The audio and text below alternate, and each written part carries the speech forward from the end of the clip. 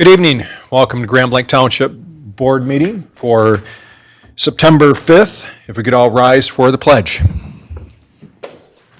I pledge allegiance to the flag of the United States of America and to the republic for which it stands, one nation, under God, indivisible, with liberty and justice for all. All righty. Clerk Robertson, could you call the roll, please? I would be happy to call the roll, Mr. Supervisor. Trustee Hugo? Here. Trustee Fike? Here. Trustee Raritan? Present. Trustee White? Here. Treasurer Kilmer? Here. Myself, of course, I'm here. Supervisor Bennett? Yes. 7 members present, a quorum. Thank you. And now I'll entertain a motion for approval of the agenda. Dr. Reardon makes that motion, supported by Ms. Hugo. Motion by Raritan, supported by Hugo for the agenda. Trustee Raritan? Yes. Trustee Hugo? Yes. Trustee White? Yes. Trustee Fike? Yes. Myself, yes. Treasurer Kilmer? Yes. Supervisor Bennett? Yes. 7-0, motion passes. Thank you. And now we'll open the microphone for public comments, and we have Mr. Munsell with us this evening. Mr. Munsell? Hopefully, this is one of the last times I'll be speaking to you about this particular topic. But at the last meeting, I informed you that I was going to be going to the Grand Blanc School Board in order to discuss the traffic issues with buses through Wishing-Well Estates, Right. as it created such churn. So what I did is I wrote a proposal, okay, with map. I'm not a cartographer extraordinaire or anything like that, but I would like to submit this Sure. to you, okay, for the Absolutely. record, so that it can get in the record for both Grand Blanc Public Schools and also the township. In the event that people of Wishing-Well call you and ask you if there's been any action towards that, I want to let you know that Dr. Allward, the superintendent, he said he thinks that there's some things that they can do differently, but he wanted to talk with his operations manager and also the bus garage in order to see what can happen. They think that they're willing to consider a traffic study, but if it's cost prohibitive, there are other options. Most notably, they could exit via Todd Street and Chapin, which are gradable roads. So I think that there's something they can do. I'm supposed to go back after the first of the year. They were very appreciative of the fact that we in the Wishing-Well Estates were giving them enough time in order to be able to come up with an alternative plan. Great. Okay? Okay. Thank you very much. We appreciate that. Thank you. If we can make copies of that too, Clerk Robertson. For everyone. It will be part of the public record, Mr. Okay. Supervisor, and I'll All right. Thank you. some copies. Anybody else wishing to speak? Seeing none, we'll close public comment. And now I'll entertain a motion for approval of the consent agenda. Motion by Ms. Hugo, supported by Dr. Raritan. Motion by Hugo, supported by Raritan. Very good. Trustee Fike? Yes. Trustee White? Yes. Trustee Hugo? Yes. Trustee Raritan? Yes. Treasurer Kilmer? Yes. Myself, yes. Supervisor Bennett? Yes. 7-0, motion passes. Mr. Kilmer, can I see your agenda for a second? I think it's a little bit different than the one I have here. Just want to make sure.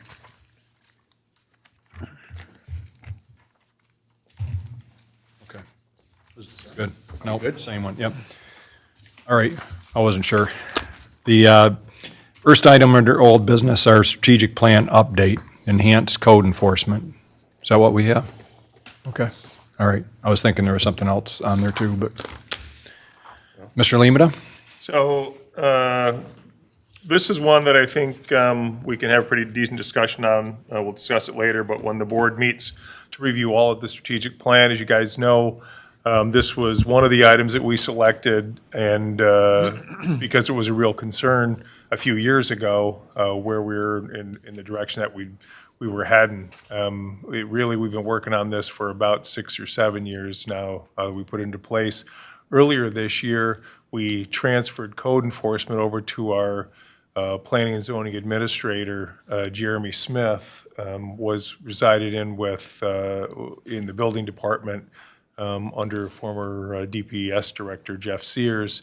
and we made that handoff. A lot of the reasoning behind that is because those code enforcement officers spend more of their time on zoning-related code enforcement versus building-related. There is some crossover, but it's actually not as much as you might think. In fact, we want to make sure we get it right in the budget that is before you tonight. You'll notice that you'll see that it's about $231,000, I think, in 2024 allocated for code enforcement. We do, it's not cost neutral. We don't collect a lot. We get a lot of voluntary enforcement, but it costs us money to do so. We subsidize at about $181,000 with general fund monies to pull off the code enforcement that we have. But I think it's been pretty successful. I asked Jeremy, even though he's only had it since, I believe, maybe April of this year, to come and address the board on how he sees code enforcement, where you guys see it, make sure we're all on the same page, and see if there's other areas that we need to look forward. Again, we have a further discussion on this in September, later this month when we meet. But especially with Jeremy just getting it 6 months ago, might be a good time for you guys to provide him any feedback on what you're seeing out in the community. Jeremy? Thank you, Mr. Limita. As Mr. Limita alluded to, the building department and planning and zoning department have had control over code enforcement over the last few years. We've both been working diligently to address all the concerns that the board has had with the strategic plan items. Through the tireless work of both departments, I'm happy to report that all of the strategic plan items are either completed or ongoing. The ongoing items will be handled by my department solely going forward. As of April 2023, I've been taking control over code enforcement, and I've been tasked with supervising that whole department. During the 2023 year, 433 violations have been issued to date, with 314 violations that have been brought into compliance to date. That's about 75%, roughly. And the goal for the end of the year is to have at least a compliance rate of 90%. Excellent. Yep. So I'm very pleased with our code enforcement team. They do a great job. I'd just ask our board members if there's areas that you've seen improvement or that we need to work on. Some of the things we've accomplished is just basically hiring code enforcement over the past several years. I remember early on my tenure here, we basically had the police department handling code enforcement. So we've gone from that to having our own code enforcement officers. Mm-hmm.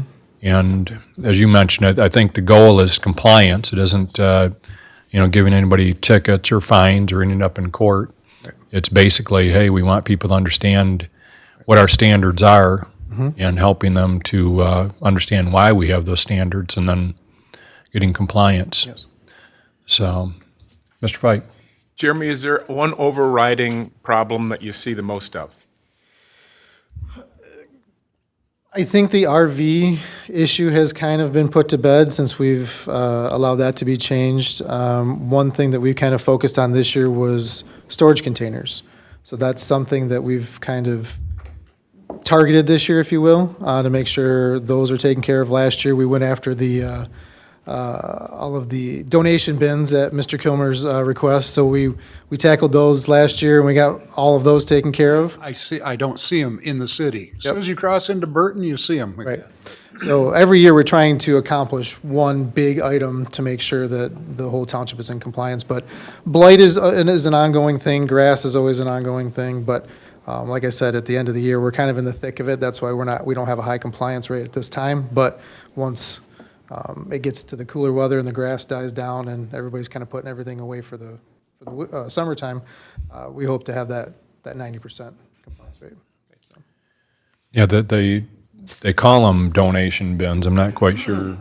People are dropping stuff off there of all sorts, but Well, that's the problem. That's why I had an objection, because it's not a donation. It's a for-profit enterprise. right. You see the Goodwill boxes out there and stuff, that's a donation. Mm-hmm. But these, whatever they are, Yeah.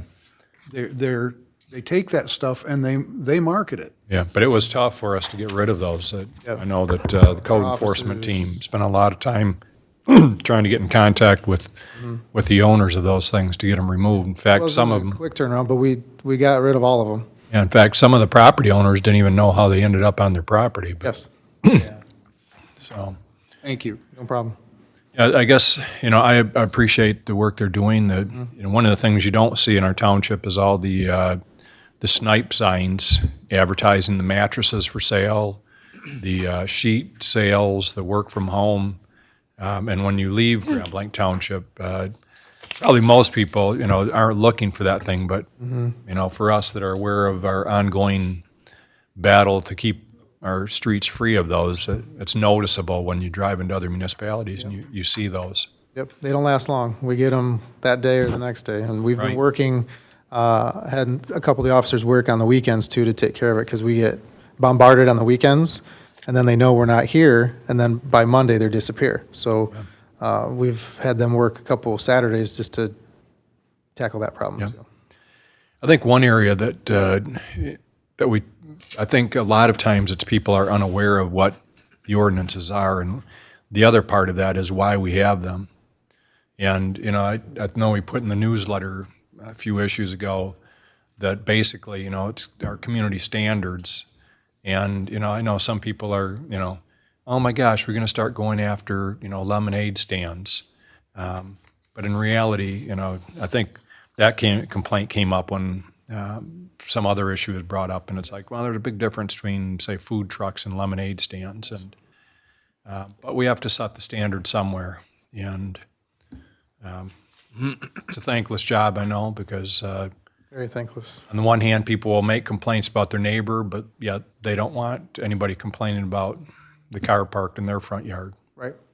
So, okay, anything else for Mr. Smith? Mr. Limita? Just one last shout out for our code enforcement officers, Amy, who is our in-house for the most part, and then the two guys that we have out in the field, Eric Eads and Pat Brady, phenomenal. What Yes. an amazing team we have. This is, if you wonder why our code enforcement is where it's at, I mean, getting these two guys on our payroll, both retired Flint police officers.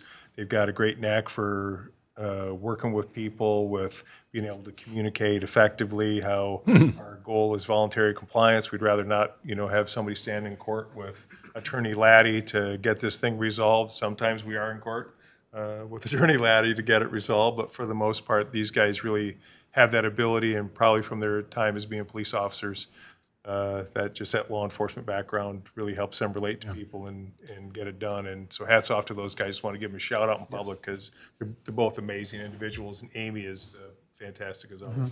Imagine Mr. Laddie's seen a few changes over the years with that. I have.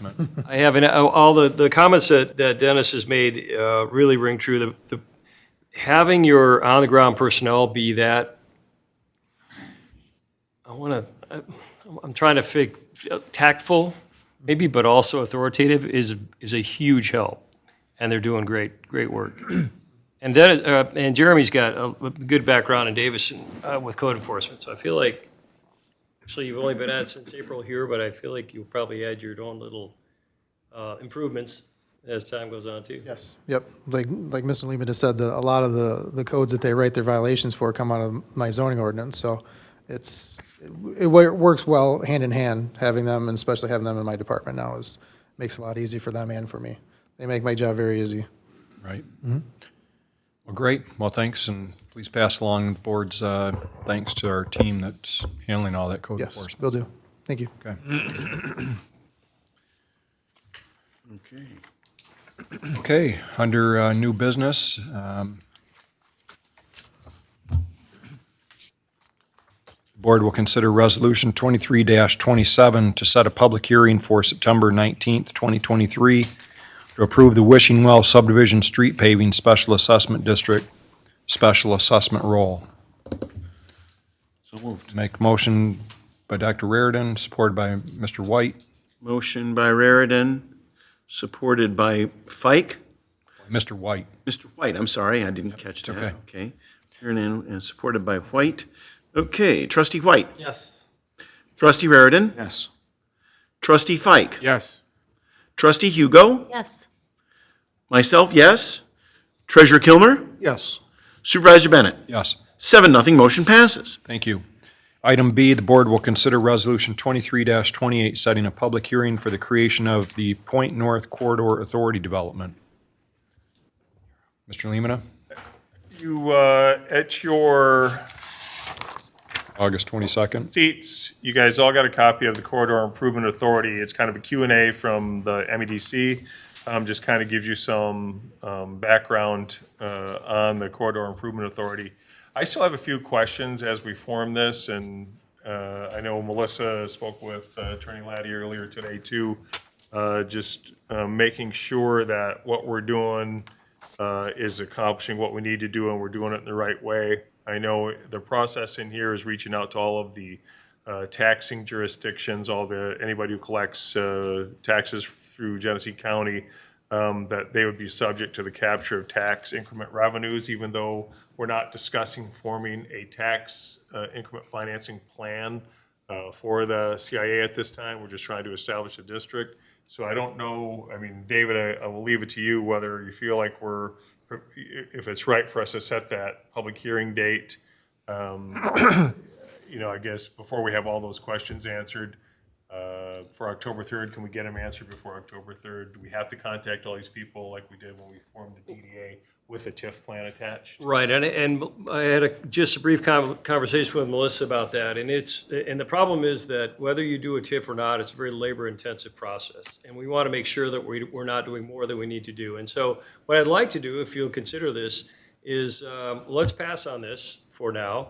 Let me answer the questions, the direct question that Melissa asked me, because how we go about creating this authority would be drastically different depending on the answer. So if you don't mind, I'm sorry for the false start, but if you'll put this off until at least 30 days from now, that might I'm good with it. us save some effort. I think one of Rather the get it things that's right. important for you guys to know too is that we want to get it right because even though we're not talking about creating that TIF plan at this point, it all has to do about setting that baseline. And so I really am concerned if we set the district now and it's at this time, if that sets the baseline versus when we are prepared to move forward with the TIF plan, I'd rather make sure that we know we got all of our ducks in a row, and that's when the TIF plan starts, our baseline starts, so that we're not ending up leaving money on the table or creating a negative revenue stream right from the get-go. I just don't think we're prepared on the TIF plan yet. And I think that's the snag when I read through some of the information on this. My biggest concern is we're going out to taxing jurisdictions. If we're telling them we're not creating a TIF at this time, then the comeback's going to be, well, then why are you creating an authority? Plus, these authorities, they tightened them up on the state of Michigan approval and what we do with these because so many people created multiple corridor improvement authorities and DDAs within the same community that the state tightened it up and tried to slow that down a little bit because you're keeping all the money into that local government versus getting it out through the rest of the county. But maybe it's fine. Maybe we'll find that this is just part of it. We don't have to go and visit each one of these and let them know what we're trying to accomplish. That it gives us the ability to do that revolving loan fund like we discussed, and then just really marks it as the authority. Because the difference in there, I mean, you really could, do the special assessments in there kind of thing, which would also be good for us while we're trying to form that Point North area, because this talks about being required to show that you are going to expedite the local permitting and inspection process in the development area, and to modify your master plan to provide for the walkable, non-motorized connections, including sidewalks and streetscapes throughout the area. So we need to be prepared before we set that district if we're going to reopen our master plan to put that information in. And if that's required in order to move this forward, I just want to make sure that we're all aware of that before we do it. I would be in favor of making sure we have it all in order before we move forward. I'd rather be prepared than be trying to fix things later. Do we have consensus among our board? Yep. So are we considering or not considering this resolution? What? Not this evening. We're tabling it. Okay. That's what I'm asking anyways, if there's a consensus to do that, to make sure we get everything right 4 before weeks. we move forward. Okay. Okay, so we'll wait and we'll give it 30 days, see where we're at. Okay, thank you. Item C, the board will consider a motion to authorize the purchase of 4 sets of resting quarters furniture for Baldwin Road Fire Station Number 2 for $14,053. Chief Burdette, good Good evening. evening. Part of the final portion of building out and renovating the station is purchasing furnishings. So I'm asking this evening for $14,053 for furnishing the resting quarters, sleeping rooms for the fire station, which will consist of a bed, a chair, wardrobe, and a nightstand. That's about it. Okay, any questions, concerns? Is this something that we have in the budget, or are we adding this? This was part of the $44,000 that was approved at a previous meeting for furnishings of this station. So it's already more or less It is, been approved. it is, right. And we went through my deal to find a company, Vortex, or Norex, to buy it. Okay. Okay, any questions? Okay, Ms. Hugo makes the motion, Let's see. supported by Dr. Reardon. Motion by Hugo, supported by Raritan. Trustee Raritan. Yes. Trustee Hugo. Yes.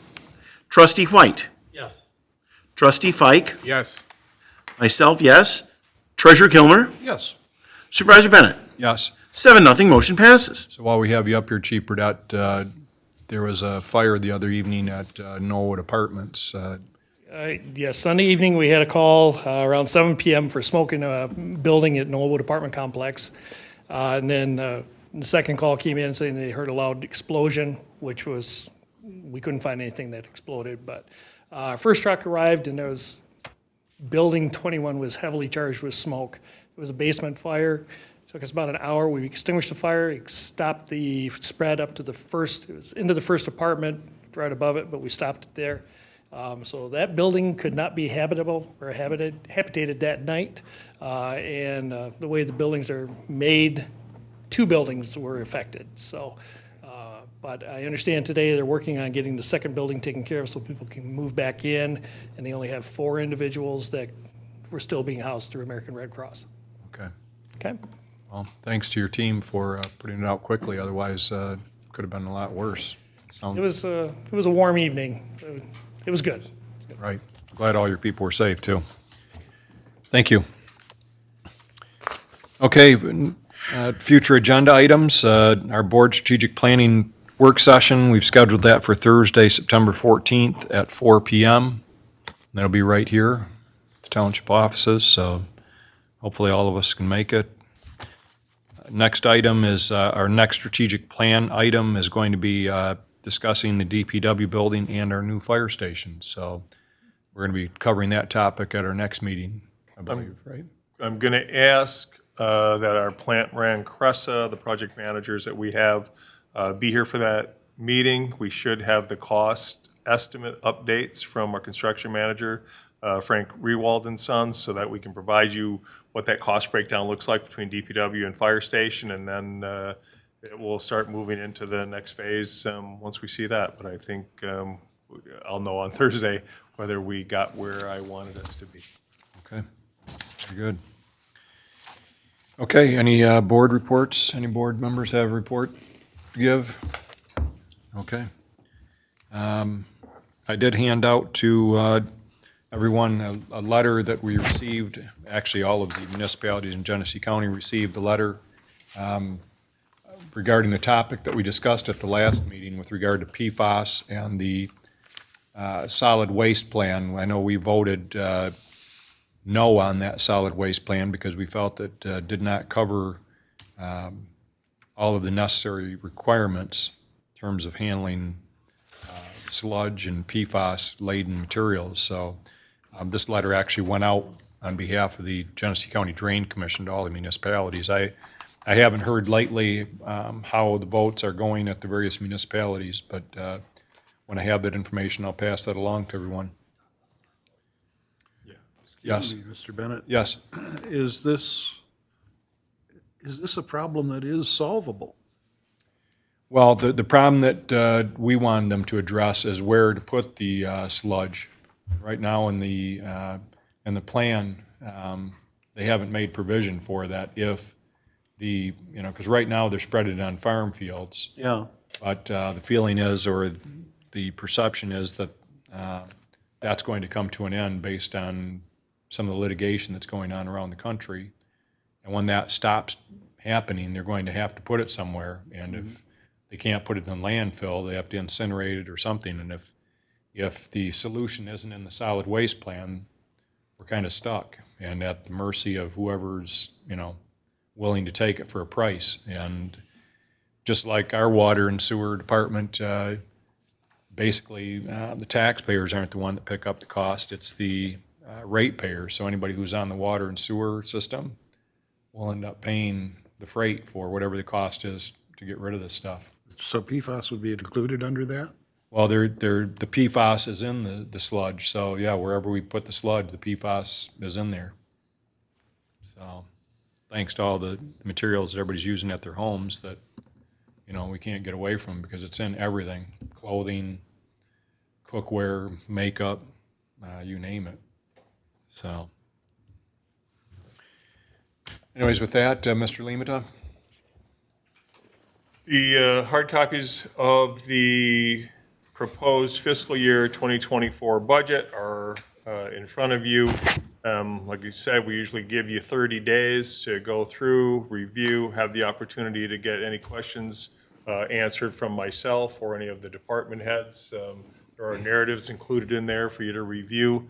I think it was a tough year putting it together, but all in all, we didn't give everybody the requests that they asked for as department heads, but we did end up with about a little over $400,000 earmarked for post-employment benefits with this budget while still getting everything taken care of that will move us forward, no cuts to services, that kind of thing. Obviously, we've got plenty of time to review, discuss. We can talk about it at your September 14th meeting as well and what you guys want to do as far as putting on an entire presentation. You've been through a few of these now, so I don't know that I have to have every department come up and present. I certainly will do that if that's the board's privilege. I may just have all the department heads here. We can present a broad overview and do Q&A from that first meeting in October, the 3rd, I think, to discuss where we're at and answer some of the questions. And then we can break it down from there. We've got till December 15th to get it approved and moved forward. The media coverage with regard to the plastic omnium has been pretty widely reported, right? The reports, I've seen it in publications that were international as well. And yeah, that was a good thing. It generated a lot of interest, a lot of kudos from all over the state, quite frankly, because it was a big win. We still are moving forward with Tech Village. We meet every other week with those guys. They're finally putting their master plan together, so that's promising. I know that they have some people, potential investors in town tomorrow, and they're meeting with a few people. They're trying to look for some assistance with MEDC as well. But that's great news that it's moving forward, that they're putting their master plan together. They're working with Row Engineering on designing where that road is going to go through the property. So a little bit slower than we had anticipated last December when the property changed hands, or November, but still making forward progress. So great news on the economic development front. the shortage of housing here in Grand Lake Township is pretty evident as well. So I think the development of Tech Village with all the housing will definitely be applauded by people that are looking for places to live. But with that, I wanted to just take a moment and have our Chief Rennie come forward and just tell us a little bit about the weekend. They had a very busy weekend, and we're working on some grant money that we received. So how was the weekend, Chief? I know it was tragic for a few people, but... Yeah, I say this whole year has been busy. So, and I stand before you here, as always, as the proudest police chief, I think, in this county, because I can't speak highly enough of what our men and women do every single day, whether it's the police cadets, recruits, dispatchers, officers, sergeants, and my admin team. So I definitely couldn't do it alone, so I got to give them a shout out as well. But specifically for this weekend, We were very, very busy. Every year we get money from the Offices of Highway and Safety and Planning, OHSP. And they actually opened it up because their fiscal year ends October 1st. And our regional coordinator came out and said, you know what, you guys could work as much overtime as you want this weekend. So it's all going to be reimbursed back to us. So, but just a few highlights here, if I could read from my phone, because I literally just sent this out to our social media expert, Sergeant Scott Thiede, to post that tonight. Our officers worked a total of 222 hours this past weekend of overtime doing that OHSP initiative. The number of traffic stops that our officers made during that time was 278. So that resulted in 7 OWI or OUID arrests, so operating while intoxicated or under the influence of drugs. We also had issued over 100 speeding tickets. The exact number was 108 speeding violations, is what our officers did. We ended up making 37 misdemeanor arrests and 5 felony arrests. We had 11 misdemeanor warrants, 2 felonies, 1 felony drugs, and then 2 fleeing and eludings from our officers that we were able to apprehend just from working that grant. That is on top of what our officers who were working assigned to the road that day. So we have a 4-car minimum, including 1 sergeant.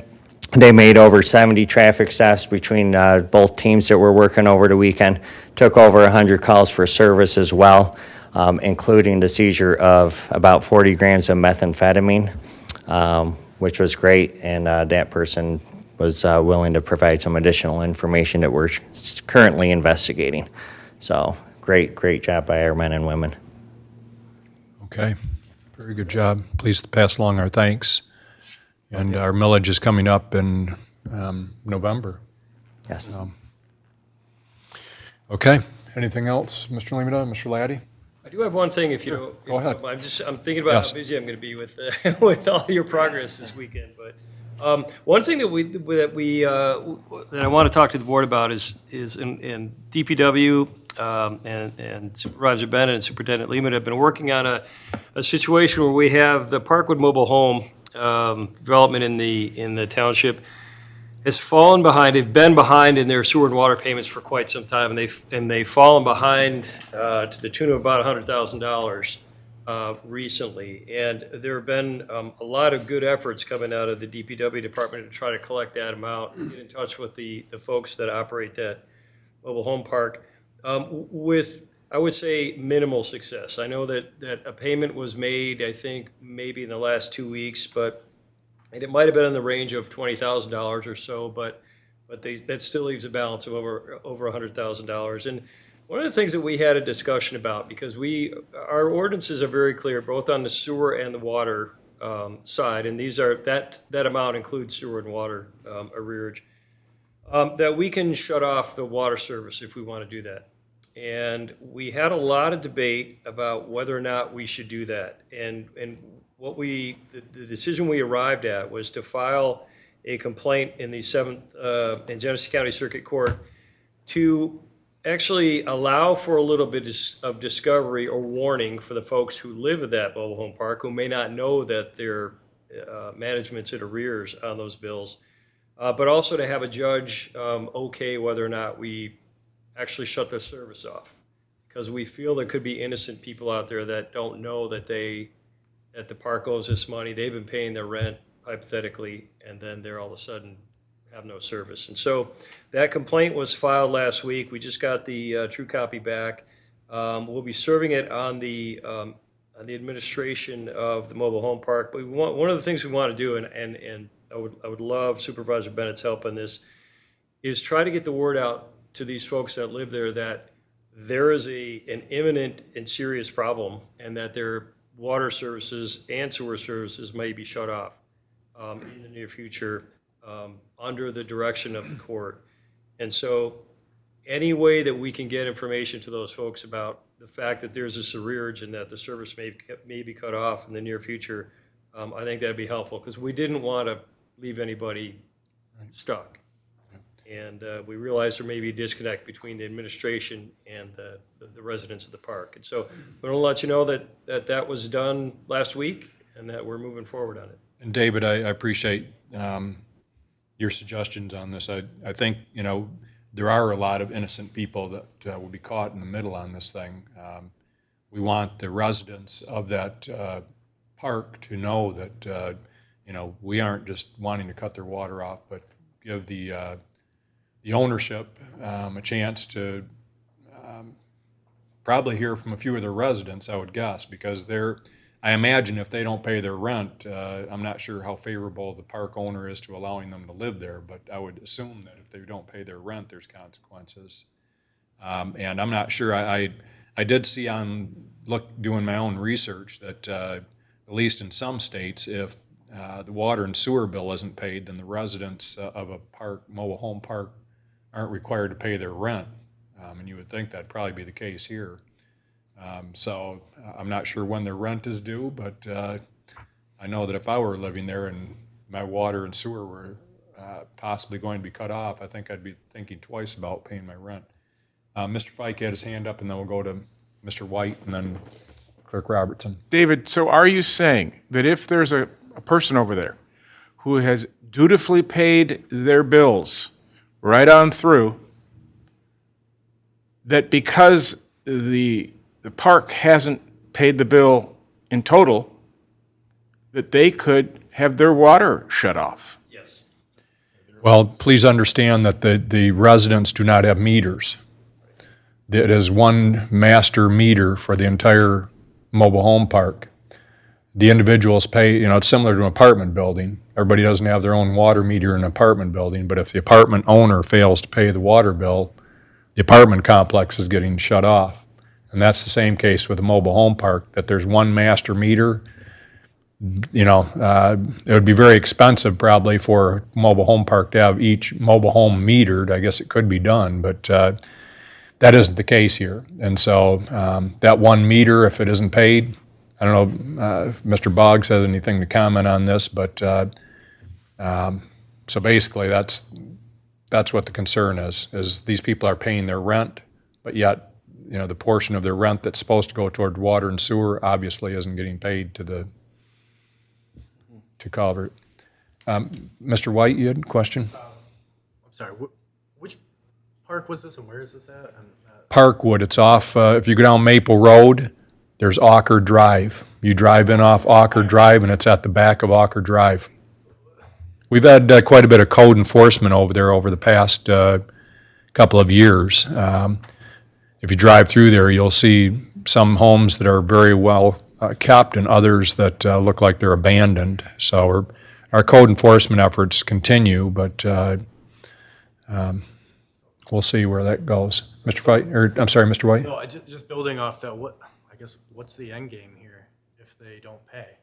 Do we just throw it on their taxes and tax foreclosure? I mean, I don't want to speculate 3 years down the, are they up to date on their taxes too? Or is that an also? That's another concern of ours, because we do have the ability to place a lien and place these amounts on the taxes, but if it ends up going into forfeiture, then we don't get our money. And I would prefer more of a direct supervisory role from the court to get us paid and to get these people notice and give them a chance to be prepared, rather than just hit them with a lien and be done. So that is a concern of ours. We don't want to end up 2 years from now with $200,000 in losses.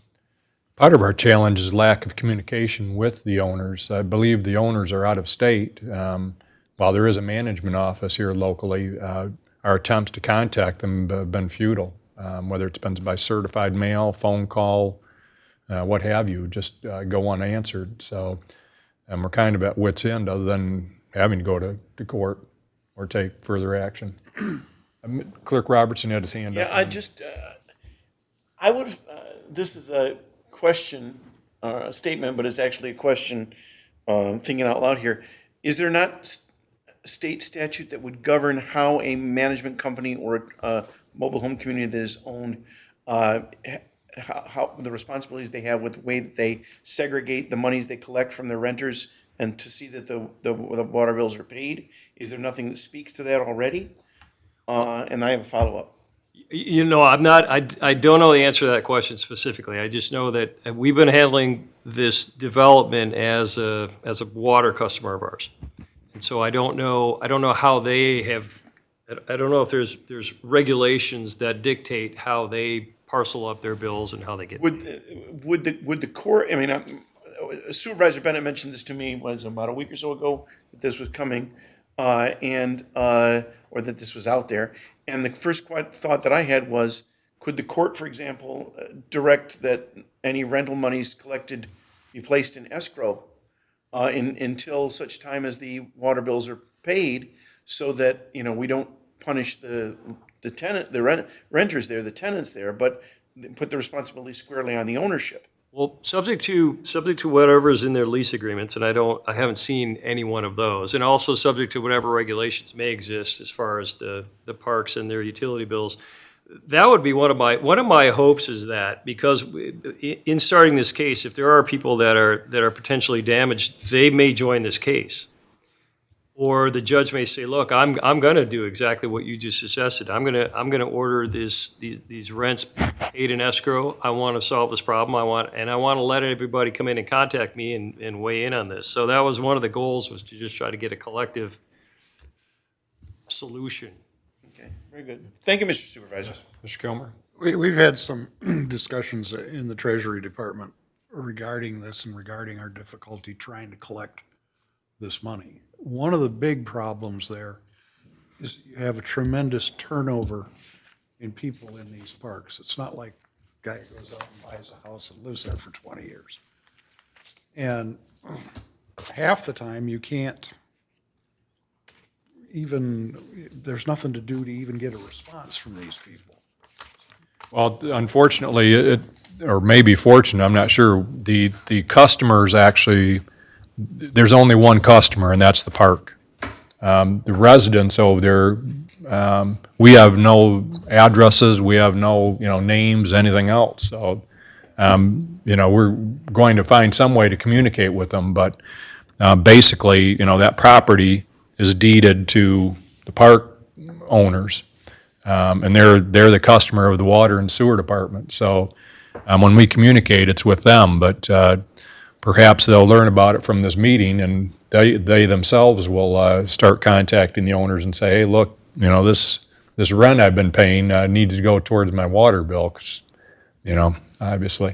Dr. Reardon? Yeah, just a couple things. One, couldn't we actually have maybe code enforcement drop a letter off at each? Well, that's But, correct. secondly, though, could the court order them to have their rents paid into an escrow account that? Pays for the water and sewer? Yeah. I think that's likely. Frankly, I mean, again, I don't know what are individual leases for these units, but I think that's a possibility. And back to your first point, we had a conversation about communication with the residents, and I was asking that we at least have a registered complaint or a filed complaint with the court, and we've got that back, so we're good to go. The next step on my end will be to have this corporation served, and then at that point, it would be my suggestion that we do communicate with the tenants and say, hey, look, here's a case. I don't know what your lease says, but get in touch with management and make sure that these services stay on. Is Michigan one of those states that Supervisor Bennett was talking about? I haven't gotten to that point in the litigation yet, but it's certainly something I'll be looking into. Because if it is, we could always include that in the letter too. I mean, Right. with the statute. Mr. Boggs, please come to the microphone if you would. Good evening. I believe that they own the tenants actually own their homes, but they pay a lot rent. So Right. I think, like you said, maybe the court could, collect that and make us whole again. But we've tried multiple attempts. We had communication with former Director Jeff Sears. they're supposed to come up with a payment plan. I mean, if they want to work with us, we're trying to work with them, and we're getting ghosted, but yet they'll make a payment, but we want some kind of plan. Like everyone said, we are, the park is our only customer. And it's sad that the tenants, Right, are caught in the middle. yes, so.